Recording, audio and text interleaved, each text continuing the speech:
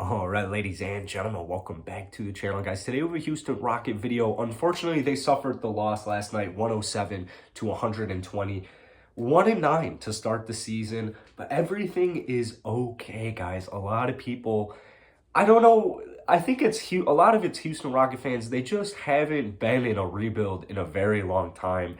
As a Chicago Bulls guy, I've had to deal with this for several years. There's a lot of good takeaways from the Houston Rockets. Particularly, it was a close game for almost the entirety of this game until the last 4 or 5 minutes of the third quarter, where the Rockets started to play ISO hero ball as they typically do in scoring droughts. And scoring droughts for the Rockets are typically at the end of the third quarter. I don't know if it's fatigue.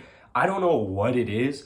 No Eric Gordon last night definitely hurt the Rockets. If Eric Gordon plays for them, that game probably is neck and neck heading into the fourth quarter. But you're playing a red-hot Golden State Warrior team at 8-1 on the road.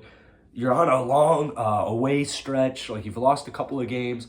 I don't know what people are expecting. The Rockets won 17 games last season. They don't even have John Wall. They had John Wall last season. They had a lot of different players last season, but I think a lot of fans are realizing right now, John Wall's impact was pretty substantial. And you're looking at, guys like KPJ who are really struggling distributing the ball, and you're like, wow, man, having John Wall on this roster, the Rockets would probably be 3-7 if John Wall was playing every night for this team. But let's get into some stats. A real quick thing, you're not going to win a basketball game against the Warriors if you have 21 turnovers. You're not going to win a basketball game against the Warriors if you shoot 10 of 33 from downtown.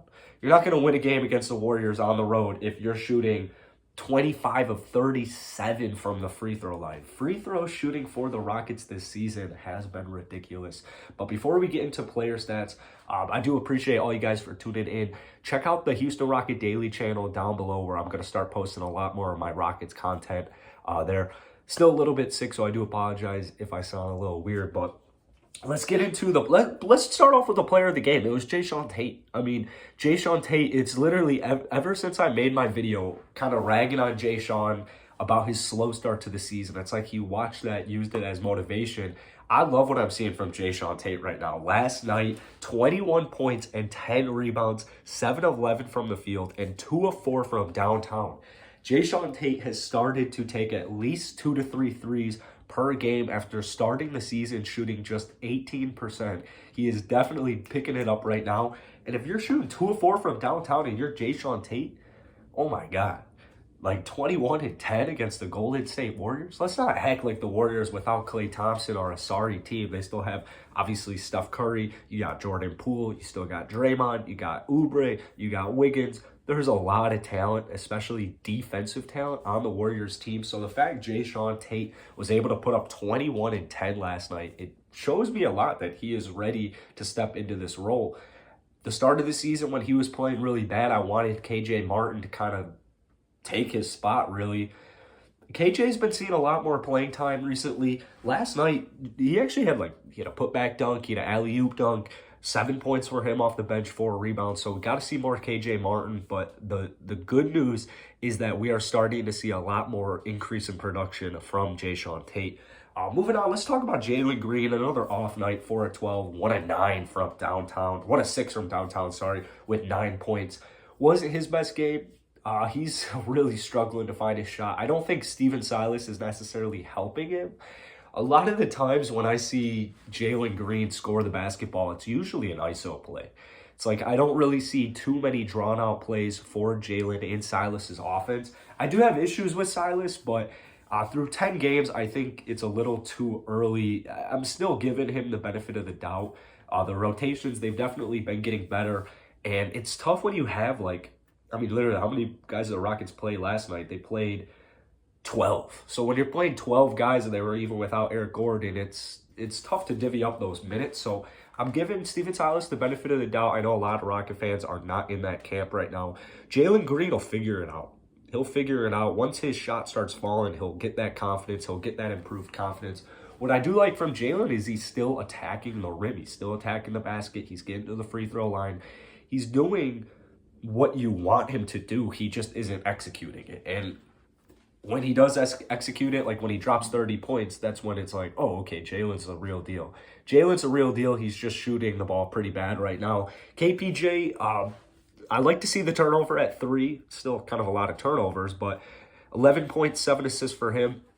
He's shooting really bad right now. He was shooting the ball pretty solid to start the season, but from downtown, he's really struggling. Even from the field, he's struggling right now. But once again, he's played, 30 games at the point guard position, if that, maybe like 20 games where he's had sole point guard duties and responsibilities. So same thing with Kevin Porter Jr. I'm giving him the benefit of the doubt, like for the whole season. I mean, 7 assists, I'm not going to complain with 7 assists. The other night, he dropped 20 points, only a handful of assists. So it's going to take him a little bit of time because he's a new basketball player now. The offense is his. He's got to control this offense.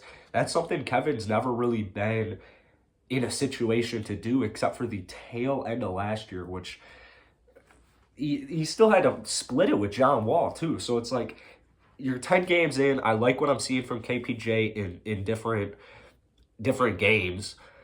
Maybe not tonight, but tonight wasn't the end of the world for Kevin. Christian Wood, he's got to be more aggressive. He's got to stay out of foul trouble. You can't have 4 points and 1 rebound. I mean, that is inexcusable. It's inexcusable against the Golden State Warriors.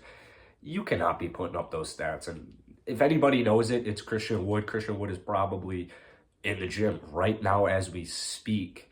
He's probably PO'd. So not a good game from Christian Wood. We're still kind of in that development stage where we're trying to figure out if Christian Wood is a guy we want to build with long term. Honestly, this year it's looking pretty solid. He's averaging 20 and 10, 20 and 12 actually this season. This game's going to really bring that down, but Christian Wood, he's doing fine this year. He's not looking like a max player, but I know he wants to be paid max. Doesn't mean he's going to be paid max. The Rockets bench last night, they were really kind of what kept the Rockets in this game in that fourth quarter especially. You saw guys like Alfred Şengün, 12 points, 5 rebounds, only missed 1 shot, but 5 of 12 from the free throw line from Şengün. This is something that I think it's going to be a season-long issue, free throw percentage, free throw shooting. I don't know why it's such an issue. Good thing is free throw, it's fixable. So these are fixable issues. It'll get better. I just think it's going to linger for probably the whole season. I think it will get better than 5 of 10, though. 5 of 12, sorry. DJ Augustine, 11 points. He put up some good supporting stats for us. We saw Josh Christopher get some more run with Eric Gordon being out last night. He actually, 19 minutes, 1 of 4, had a +4 ±, 3 rebounds, 2 assists, and a steal. So like to see that from Josh Christopher.